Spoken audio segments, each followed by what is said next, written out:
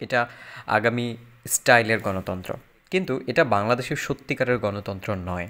বুধবার জাতীয় প্রেস ক্লাবের অডিটোরিয়াম বাংলাদেশ জাতীয়তাবাদী তাঁতি দল ৪৪তম প্রতিষ্ঠা বার্ষিকী উপলক্ষে এক আলোচনা সভায় প্রধান অতিথির বক্তব্যে তিনি এসব কথা বলেন। নজরুল ইসলাম খান বলেন, ১৯৭১ সালে আমরা সত্যিকারের গণতন্ত্রে প্রতিষ্ঠা করেছিলাম। ১৯৭৫ সালে বাকশাল কায়েম করে সেই গণতন্ত্র কেড়ে নেওয়া হয়েছিল। পরে ১৯৬৯ সালে জিয়াউর রহমান বহুদলীয় গণতন্ত্র চালু করেছিলেন।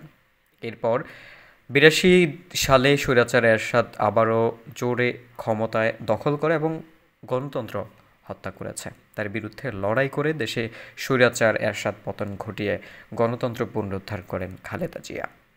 তাই এবারও বিএনপি সত্যিকারের গণতন্ত্র প্রতিষ্ঠা করার জন্য রাজপথে আন্দোলনে নেমেছে। সেখানে নানা অপকর্ম করে ধরা পড়লে বাংলাদেশি বলে পরিচয় দিয়েছেন। কাগজে কলমেও প্রমাণ মিলছে বাংলাদেশি, ফলে এখানে আর সাফাই গাওয়ার মতো সুযোগ থাকছে না। এসব বেশি করছে রোহিঙ্গারা। তারা মধ্যপ্রাচ্যে গিয়ে অধিক কাজ প্রাপ্তির লোভে নিজেদের